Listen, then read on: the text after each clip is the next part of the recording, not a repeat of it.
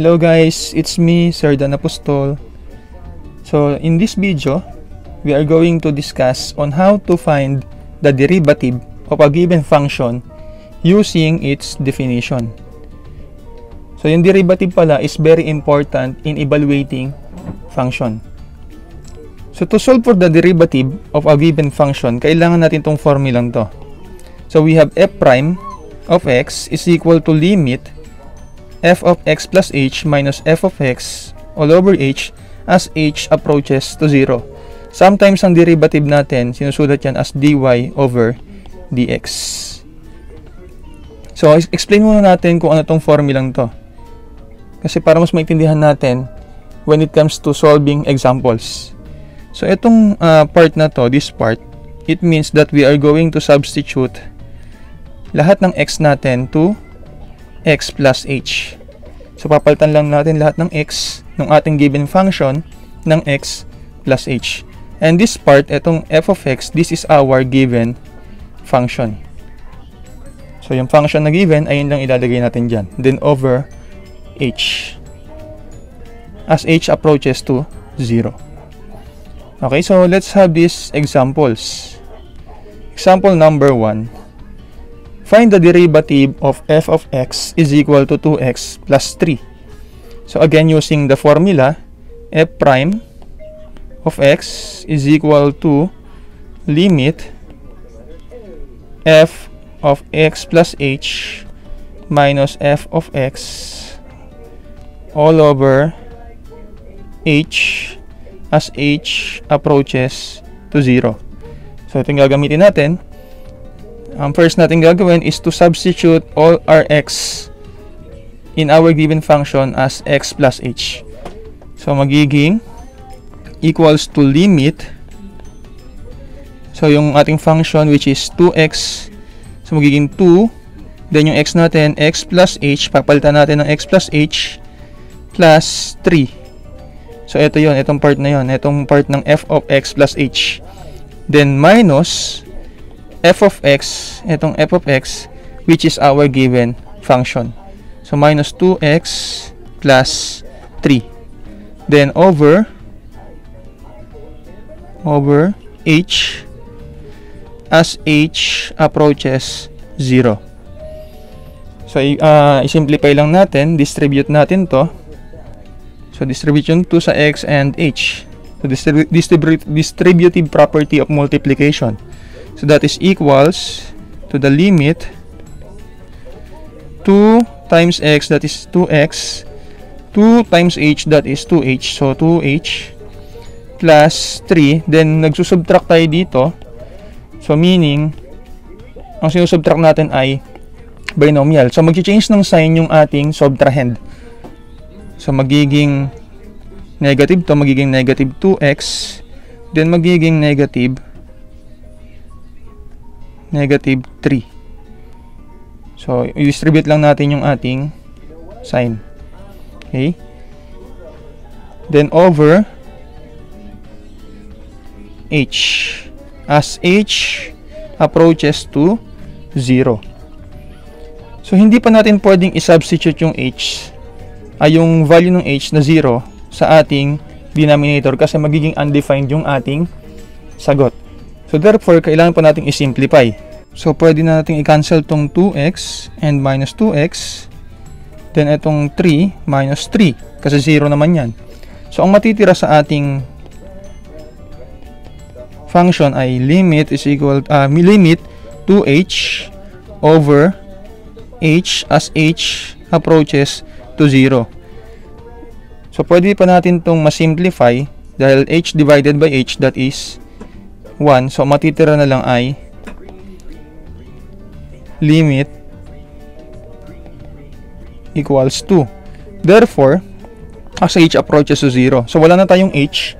Therefore, ang ating derivative of f prime of x is equal to 2. So, ito yung magiging sagot natin.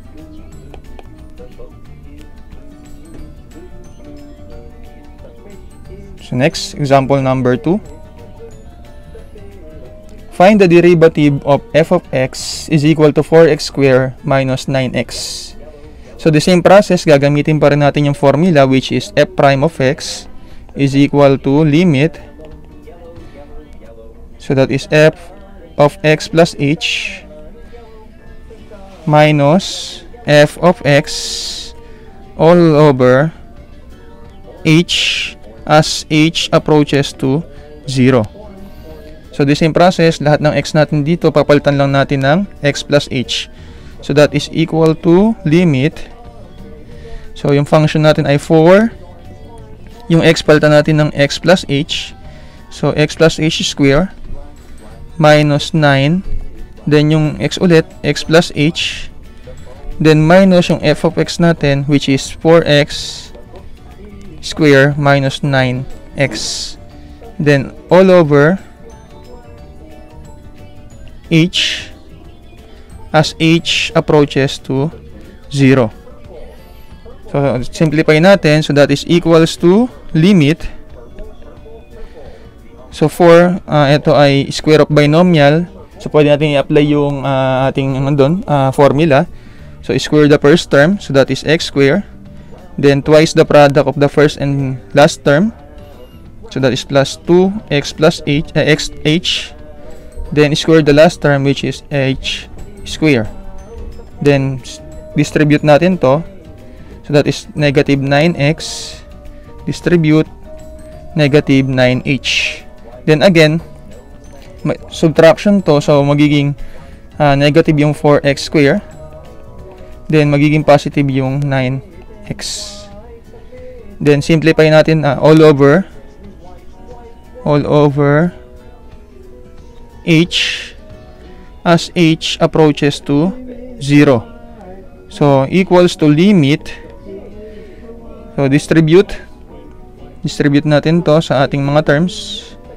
So 4 times x square, that is 4x square, plus 4 times 2x h, that is 8xh, then plus 4 times h square, that is 4h square.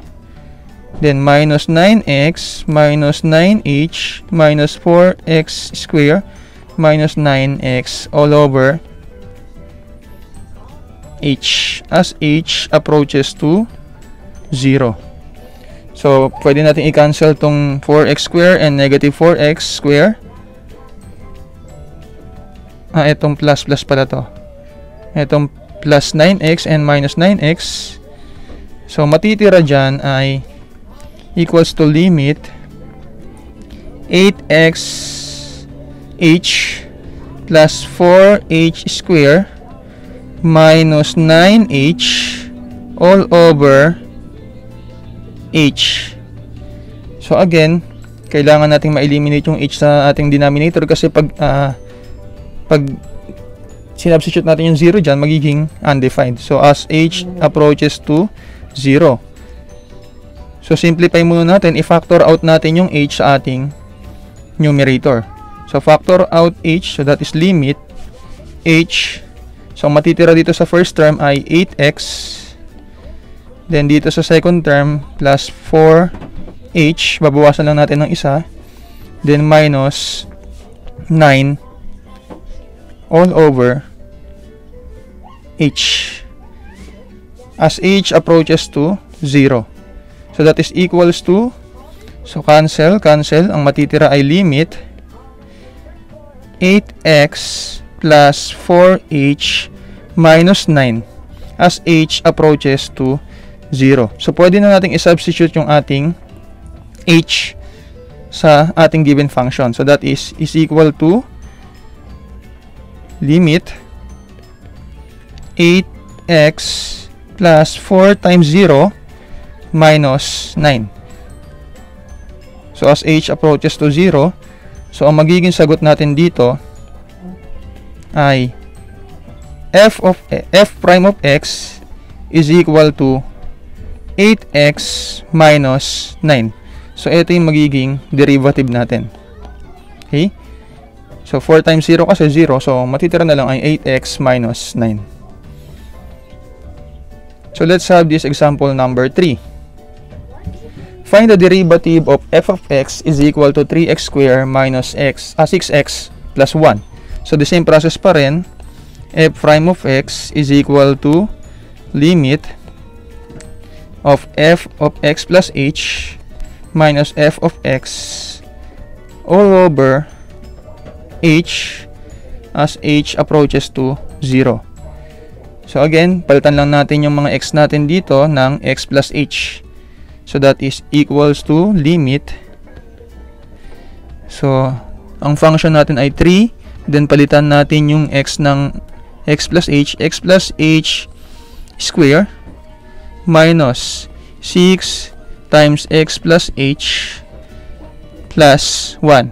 Then minus the function which is 3x square minus 6x plus 1 all over h as h approaches to 0. So simplify lang natin. So we have is equal to limit. So again, square of binomial. So apply lang natin yung rule. So 3 first square of first term, that is x square, then twice the product of first and last term. So that is plus 2x h, then square of last term, so plus h square, then distribute, so that is negative 6x negative 6h plus 1, then subtraction ulit, magbabago ng sign, so magiging negative 3x square magiging plus 6x magiging minus 1, then all over h as h approaches to 0. So equals to limit, simplify natin distributive property of multiplication.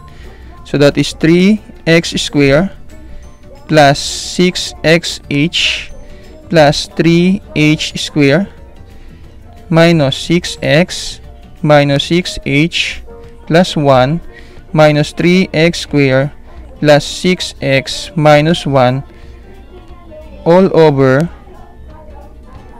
h as h approaches to 0.